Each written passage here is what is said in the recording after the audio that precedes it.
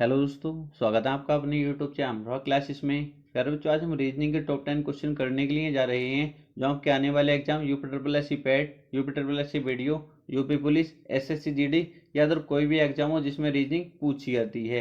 अगर आप इस 10 क्वेश्चन की सीरीज को फॉलो कर लेते हैं, बहुत अच्छे सभी क्वेश्चन कर लेते हैं, तो विश्वास रखिए रीजनिंग आपको कभी परेशान नहीं करेगी और एग्जाम में आप बहुत अच्छे स्कोर कर पाएंगे। ठीक है, कुछ बच्चे ऐसे हो सकते हैं जिसने रीजनिंग कंप्लीट पढ़ रखी होगी। ठीक है, तो उन्हें क्या फायदा होने वाला है, उनका एक तो रिवीजन बहुत अच्छे से हो जाएगा क्योंकि बहुत बहुत नए क्वेश्चन को देखने को मिलने वाले हैं।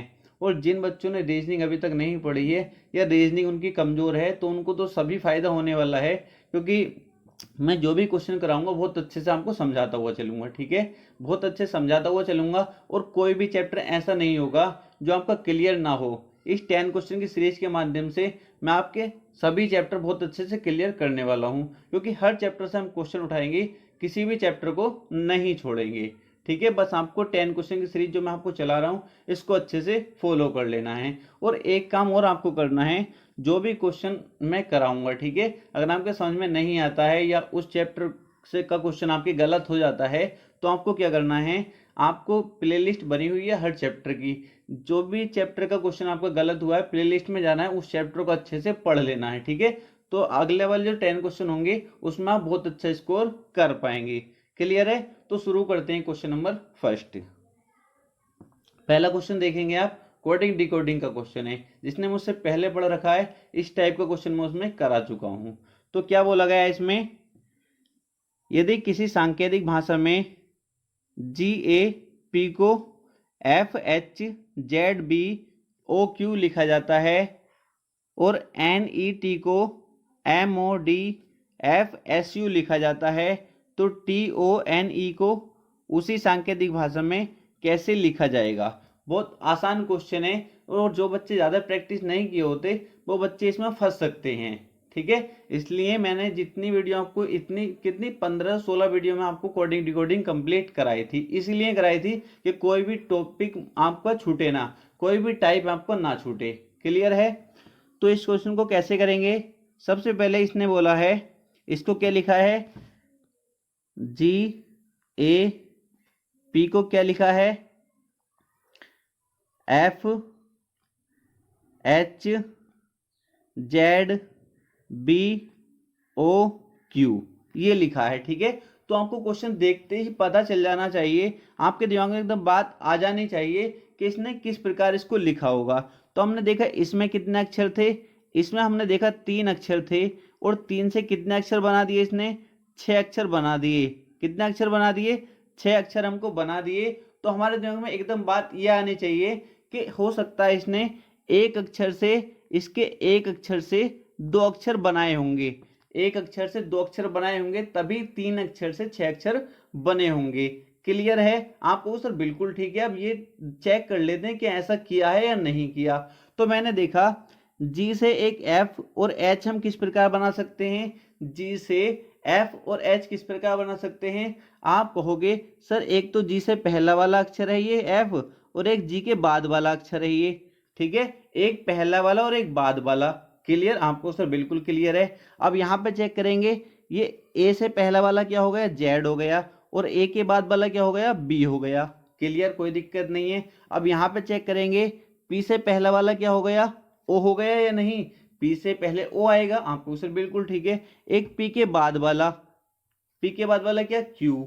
तो हम कह सकते हैं एक अक्षर से कितने अक्षर बनाए हैं इसने, 2 अक्षर, तभी 3 अक्षर से 6 अक्षर बने हैं। और किस तरीके से बनाए ये सब कुछ आप समझ गए होंगे। क्लियर है? अब आप इसको भी चेक कर सकते हैं, एनईटी को ये लिखा गया है, तो यहां भी आप चेक कर सकते हैं, कोई दिक्कत नहीं है। मुझे डायरेक्टली दिख गया क्या रूल इसमें लगने वाला है, तो आप डायरेक्ट अपने आंसर पर आता हूं। मुझे बताना टी ओ एन ई को उसी सांकेतिक भाषा में कैसे लिखा जाएगा। तो लिखेंगे टी ओ एन ई को। ठीक है, विद इन सेकेंड का क्वेश्चन होता है, 1 सेकेंड का। ये तो मुझे आपको समझाने के लिए इतना कुछ करना पड़ता है। अब मुझे बताओ, एक अक्षर से 2 अक्षर बन रहे थे, एक तो टी से पहला वाला आएगा। टी से पहला कौन सा होता है, टी से पहला कौन सा होता है आपको सर, एस। और टी के बाद कौन सा होता है आपको सर, यू। ठीक है, 2 अक्षर ये बन गए, क्योंकि ये 4 हैं तो इनसे क्लियर होना चाहिए कितने अक्षर बनेंगे, 8 अक्षर बनने वाले हैं। क्लियर। अब ओ से पहला वाला क्या होता है आपको सर एन, और ओ के बाद वाला आपको सर पी। अब एन से पहला वाला क्या होता है आपको सर एम, और एन के बाद वाला क्या होता है ओ। अब ई से पहला वाला क्या होता है आपको सर डी, और ई के बाद वाला क्या होता है एफ। तो हमारा क्या आंसर हो जाएगा, ये हमारा आंसर हो जाएगा SUNPMODF। किस ऑप्शन में है आपको सर ऑप्शन नंबर ए हमारा करेक्ट आंसर हो जाएगा। किसी बच्चे को कोई दिक्कत नहीं होनी चाहिए, काफी आसान क्वेश्चन था। ठीक है, अगर आप पूरा चैप्टर इसका पढ़ना चाहते हैं तो अभी प्ले लिस्ट में जाएंगे, आपको पूरा चैप्टर मिल जाएगा। क्लियर है, हर टाइप आपका वहां से क्लियर हो जाएगा। आगे चलते हैं, नेक्स्ट क्वेश्चन को देखेंगे।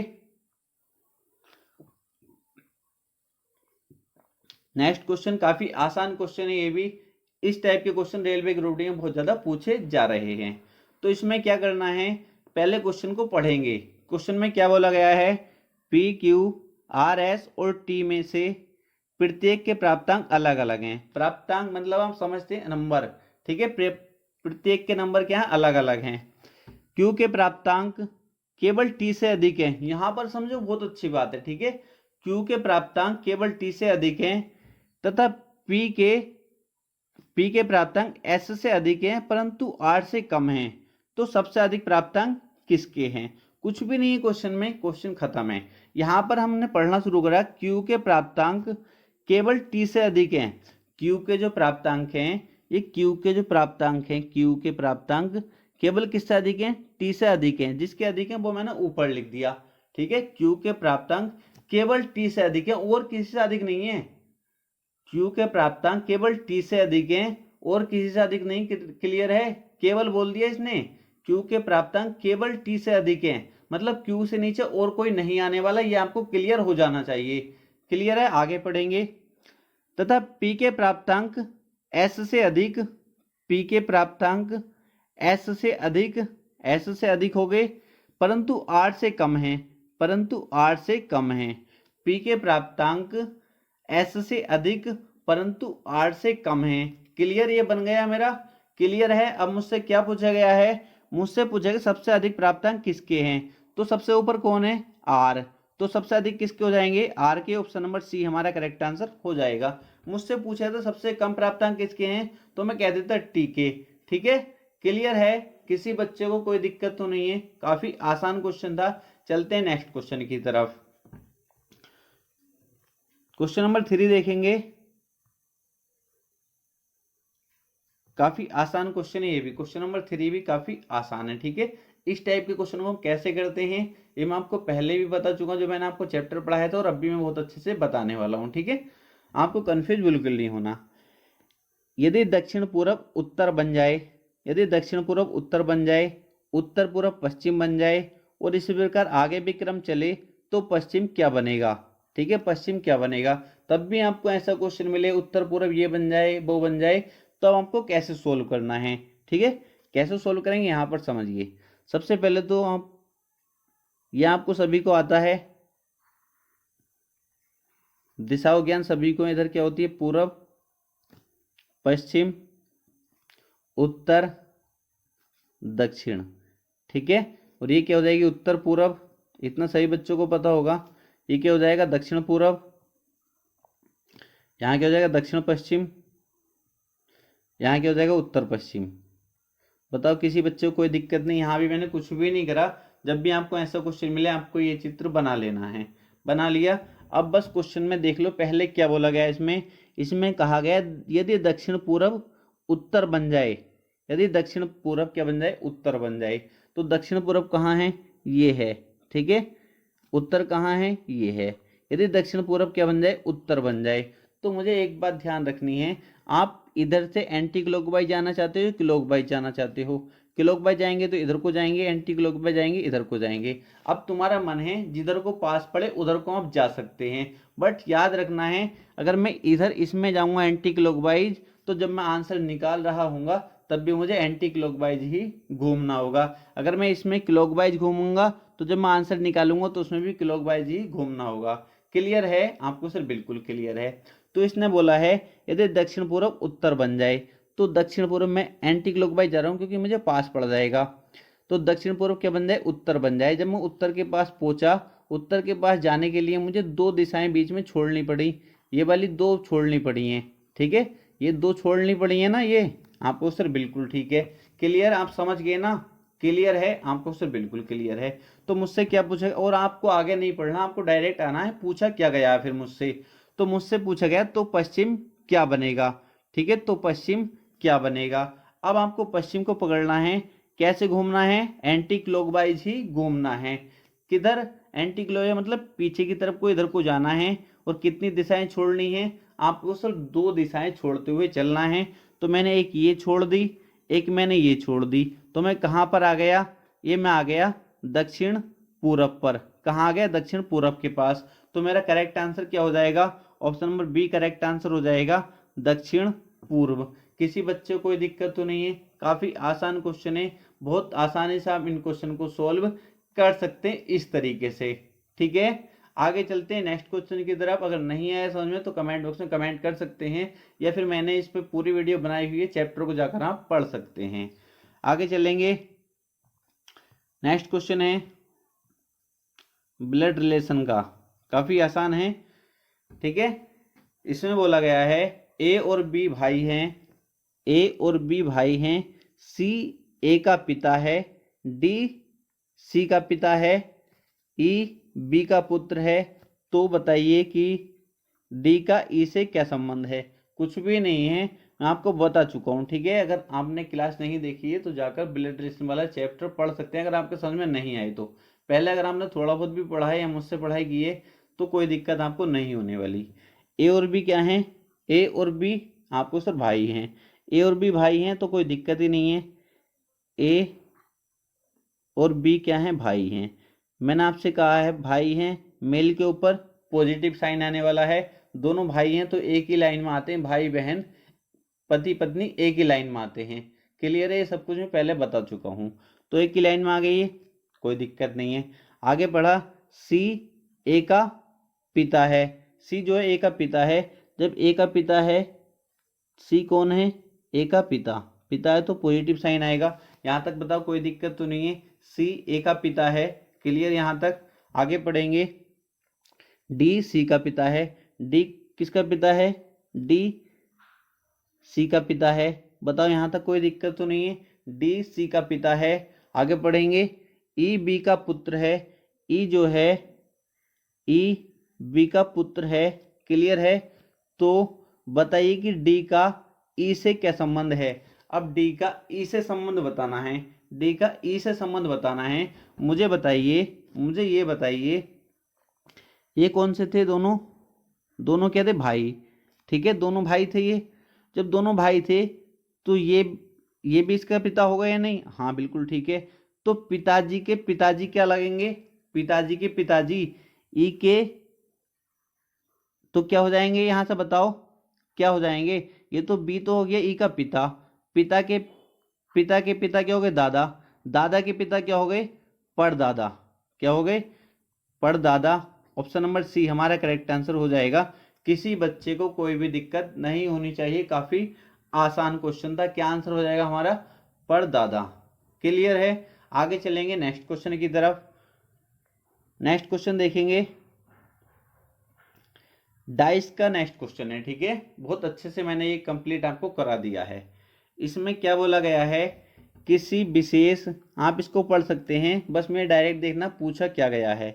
इसने कहा ए के सम्मुख कौन सा अक्षर है, या वो ये बोल सकता है ए के विपरीत कौन सा अक्षर है। तब भी आपको ऐसा क्वेश्चन मिले तो आपको क्या करना है, सबसे पहले आपको अगर 3 पासे दिए हैं तो 2 पासे ऐसे देखने हैं जिसमें एक अक्षर कॉमन हो। अगर अक्षर दिया तो अक्षर, नंबर दिया तो एक नंबर कॉमन होना चाहिए, जो भी दिया वो कॉमन होना चाहिए, ठीक है। ऐसे 2 पासे देखो जिसमें एक अक्षर कॉमन हो। जब आप देखेंगे तो आप कहोगे सर इन दोनों पासों में क्या कॉमन है, केवल के कॉमन है, ठीक है, केवल के कॉमन है। तो ऐसे 2 पासे पकड़कर आपको क्या करना है, 2 पासे लेने हैं जिसमें एक अक्षर कॉमन हो। हमने ले लिए दोनों पासे जिनमें एक अक्षर के कॉमन था, ठीक है। जो कॉमन है उससे पकड़कर क्लॉकवाइज घुमा देना है। या अगर आप एंटी क्लॉकवाइज घुमा रहे हो, इसमें जैसे घुमाएंगे इसी में भी उसी तरीके से आपको घुमाना पड़ेगा। तो आदत डाल लीजिए क्लॉकवाइज घुमाने की, इसमें क्लॉकवाइज घुमाने की, तब भी आपको पासे का क्वेश्चन मिलेगा। तो मैंने क्लॉकवाइज घुमाया, के से क्या आएगा बी, फिर बी से क्या आएगा ए, के बी और ए, ठीक है। फिर मैंने इसमें क्लॉकवाइज घुमाया के एम और एच, के एम और फिर एच आने वाला है, ठीक है। क्लियर है, किसी बच्चे को कोई दिक्कत तो नहीं है। मुझसे क्या पूछा गया था, ए के सम्मुख कौन सा अक्षर है, तो ए के सम्मुख कौन सा अक्षर है, एच है। क्या है, एच है। ऑप्शन नंबर ए हमारा करेक्ट आंसर हो जाएगा। मुझसे बी के पूछता तो क्या हो जाता मेरा, एम हो जाता, बी के पूछता तो एम हो जाता, ठीक है। अगर मुझसे के पूछता तो के विपरीत कौन सा हो जाता, जो अक्षर इसमें नहीं दिखाई दे रहा, जो इन दोनों में नहीं दिखाई दे रहा, तो वो कौन सा है, पी है, ठीक है। कौन सा हो जाता, पी। तो के विपरीत कौन सा हो जाता, पी हो जाता। हम सभी को आसानी से बता सकते थे, किसी बच्चे को कोई दिक्कत नहीं होनी चाहिए। चलते हैं नेक्स्ट क्वेश्चन की तरफ, ठीक है। नेक्स्ट क्वेश्चन देखेंगे। नेक्स्ट क्वेश्चन है क्लॉक का, बहुत आसान क्वेश्चन है, ठीक है। इसमें पूछा गया 8:30 पर घड़ी की सुइयां आपस में कितने अंश का कोण बनाती हैं। मैंने आपसे कहा था तब भी आपको ऐसा क्वेश्चन मिले कोण बनाने वाला, ठीक है, कितना भी हो, 7:15, 7:14, 7:13, 8:32, कोई भी हो, आपको बस एक ही बात याद रखनी है। पहले तो ये लिख लेना क्या पूछा गया, 8:30, ठीक है। पहले वाले की मल्टीप्लाई किससे करा देनी है, आपको उसे 60 से। दूसरे वाले की मल्टीप्लाई किससे करा देनी है, 11 से। पहले वाले की जो घंटा है 8 है, तो उसकी मल्टीप्लाई किससे, 60 से करा देंगे। और दूसरा मिनट जो उसकी मल्टीप्लाई 11 से करा देंगे। कराने के बाद इनको क्या कर देंगे, आपस में माइनस कर देंगे। 8 छंग 48, 480 हो जाएगा ये, माइनस 11 तिया 33, 330 हो जाएगा, ठीक है। क्या करनी है, पहला वाला जो है घंटे, इसकी मल्टीप्लाई 60 से करा देनी है, और ये मिनट जो होगा उसकी मल्टीप्लाई 11 से करा देनी है। मल्टीप्लाई करी और माइनस कर दिया, 480 हो गया ये। 480 में 330 को माइनस करेंगे तो कितना बच जाएगा, 150 बच जाएगा। जो 150 जो बचे, जो भी आए, जो भी इनको माइनस करके आए, उसका क्या कर देना, हमें 2 से डिवाइड लगा देना है या आधा कर देना है। जब हम 2 से डिवाइड लगाएंगे तो हमारा आंसर आ रहा होगा, ऑप्शन नंबर डी हमारा करेक्ट आंसर हो जाएगा। ये कहीं फेल नहीं होता, बिल्कुल एक्यूरेट तरीका है, और आपको ज़्यादा टाइम भी नहीं लगता है, आपको कुछ ज़्यादा याद भी नहीं रखना। क्लियर, बस आपको पहला याद रखना है, पहले में 60 से मल्टीप्लाई करनी है, और दूसरे वाले मिनट में 11 से मल्टीप्लाई करनी है, और इनको घटाकर 2 से डिवाइड कर देना है। क्लियर, इसका आंसर क्या हो जाएगा, option number D correct answer हो जाएगा। आगे चलते हैं नेक्स्ट क्वेश्चन की तरफ। नेक्स्ट क्वेश्चन देखेंगे, कैलेंडर का क्वेश्चन है, काफी आसान क्वेश्चन है, ठीक है। बच्चे इसमें परेशान हो जाते हैं, बट बहुत ज्यादा आसान है। मैंने चैप्टर में आपको पढ़ा दिया था, बहुत अच्छे से मैंने वहां पर बता दिया था। क्या करेंगे, मनोज को ठीक से याद है कि उसकी माता का जन्मदिन मार्च की 14 के बाद किंतु 17 से पहले, जबकि उसकी बहन को ठीक से याद है कि उनकी माता का जन्मदिन 15 मार्च के बाद किंतु 19 से पहले है। इनकी माता का जन्मदिन कब है। जब भी आपको ऐसा क्वेश्चन मिले तो आपको क्या कर लेना है, एक बाद लिख लेना है, एक पहले लिख लेना है इधर, ठीक है। अब क्वेश्चन पढ़ेंगे, मनोज को ठीक से याद है कि उसकी माता का जन्मदिन 14 के बाद, तो 14 के बाद, 17 से पहले, तो पहला इधर लिखेंगे 17 से पहले। क्लियर है, आगे पढ़ेंगे, जबकि उसकी बहन को ठीक से याद है कि उनकी माता का जन्मदिन 15 मार्च के बाद, तो बाद वाले को यहाँ लिखेंगे 15 मार्च के बाद, किंतु 19 से पहले, 19 को यहाँ लिखेंगे पहले वाले को। इनकी माता का जन्मदिन कब है, तो कुछ भी नहीं है, आपको क्या करना है, तिरछा देखना है इधर, ठीक है। इधर देखना है जिसमें एक ही डेट का अंतर हो, केवल एक डेट आ रखी हो, ठीक है। एक डेट यहाँ पे देखा मैंने, 15 और 17 के बीच क्या आ रहा है, 16, तो हमारा आंसर क्या हो जाएगा, 16। क्या हो जाएगा करेक्ट आंसर, 16। क्लियर है, ऑप्शन नंबर बी हमारा करेक्ट आंसर हो जाएगा। कोई दिक्कत, अगर इसमें, अगर मान लो इसमें एक डेट नहीं आ रही होती तो फिर हम इसमें देख लेते कौन सी डेट आ रही है इन दोनों के बीच में, वो हमारा आंसर हो जाता, ठीक है। इन दोनों के बीच में फिर कोई डेट आ रही होती। क्लियर है, आपको सर बिल्कुल क्लियर है, कोई भी दिक्कत नहीं है, ठीक है। और तरीके से अगर आप कहते हो दूसरे से ही बता देता हूं, कभी आप कंफ्यूज रहो। आपको क्या करना है, ये तो लिखना ही है बाद और पहले, ठीक है। 14 के बाद 17 से पहले आगे पढ़ेंगे, 15 के बाद 19 से पहले, इतना तो कर ही सकते हो, ठीक है। अब इनको क्या कर दो, इस तरीके से कर दो। अब 14 के बाद, जो 14 और 17 के बीच कितनी डेट पड़ेगी, 15 और 16, ठीक है। अब यहाँ से 15 और 19 के बीच कौन कौन सी डेट आएंगी आपको सर, 16, 17, 18। तो जो इनमें कॉमन है, जो इनमें कॉमन है वो हमारा आंसर होता है, जो इनमें कॉमन है वो क्या होता है, हमारा आंसर होता है। तो इनमें कॉमन क्या है मुझे बताएंगे, इनमें कॉमन क्या है, इनके बीच में जो है ये कौन कौन सा कॉमन है, कौन सी डेट कॉमन है आपको, 16 यहाँ भी है और 16 यहाँ भी है। तो हमारा करेक्ट आंसर हो जाएगा ऑप्शन नंबर बी। क्लियर है, आप इस तरीके से भी कर सकते हैं, ये भी बहुत आसान तरीका है। आगे चलते हैं नेक्स्ट क्वेश्चन की तरफ। नेक्स्ट क्वेश्चन देखेंगे, तो नेक्स्ट क्वेश्चन देखेंगे, काफी आसान क्वेश्चन है, ये क्वेश्चन है कैलेंडर का, ठीक है। बहुत आसानी से हम इसको करने वाले हैं। क्वेश्चन को पढ़ेंगे सबसे पहले। क्वेश्चन में क्या बोला गया है, यदि 1 जनवरी को शुक्रवार है, 1 जनवरी क्या शुक्रवार है, तो एक अधिवर्ष में मार्च का प्रथम दिन क्या होगा। तो एक अधिवर्ष में मार्च का प्रथम दिन क्या होगा। तो अधिवर्ष किसको कहते हैं, लीप ईयर की ये बात कर रहा है, किसकी, लीप वर्ष की ये बात कर रहा है। तो जब भी लीप वर्ष कहे तो सबसे पहली बात आपके दिमाग में आना चाहिए, फरवरी जो होगी वो 29 दिन की होगी। अगर आपकी ये बात दिमाग से निकली तो आपका क्वेश्चन गलत हो जाएगा। तो अब क्वेश्चन कर लेते हैं। इसने बोला 1 जनवरी को क्या है, शुक्रवार है। तो हमसे क्या पूछा है, तो एक अधिवर्ष में मार्च का प्रथम दिन 1 मार्च को हमसे पूछा गया है। कोई भी दिक्कत नहीं है, आसानी से बता देंगे। 1 जनवरी से, क्योंकि जनवरी का महीना कितने दिन का होता है, 31 दिन का होता है, ठीक है। 1 जनवरी तो हो गई, 1 जनवरी से आगे चलेंगे तो कितने दिन बचेंगे, 30 दिन और बचे, ठीक है। 1 जनवरी तो हो गई, जब आगे चलेंगे तो 30 दिन और बचेंगे, क्योंकि महीना कितने का होता है जनवरी का, 31 का। आगे चलेंगे फिर फरवरी, फरवरी लीप वर्ष की बात करा तो फरवरी कितने की होगी, 29 दिन की होगी। क्लियर, प्लस 1 मार्च तक हमको जाना तो 1, कितना हो गए, 30 और 30 60 हो गए, ठीक है। 60 हम डायरेक्ट तो शुक्रवार में नहीं जोड़ सकते, कहाँ तक करोगे बताओ। तो इसलिए हम क्या करेंगे, इसको 7 से डिवाइड कर देते हैं, विषम दिन निकाल लेते हैं। जब 7 से डिवाइड करेंगे, 7 अट्ठे 56, कितना 4 शेष बच जाएगा। जो शेष बचता है उसको इसमें जोड़ देते हैं। तो शुक्रवार में जब हम 4 जोड़ेंगे, शुक्रवार, शनिवार, रविवार, सोमवार, मंगलवार, तो हमारा करेक्ट आंसर क्या हो जाएगा, मंगलवार। ऑप्शन नंबर ए हमारा करेक्ट आंसर हो जाएगा। काफी आसान क्वेश्चन था, ठीक है, काफी आसान क्वेश्चन था, कोई दिक्कत किसी बच्चे को नहीं होनी चाहिए। आगे चलते हैं नेक्स्ट क्वेश्चन की तरफ। नेक्स्ट क्वेश्चन देखेंगे।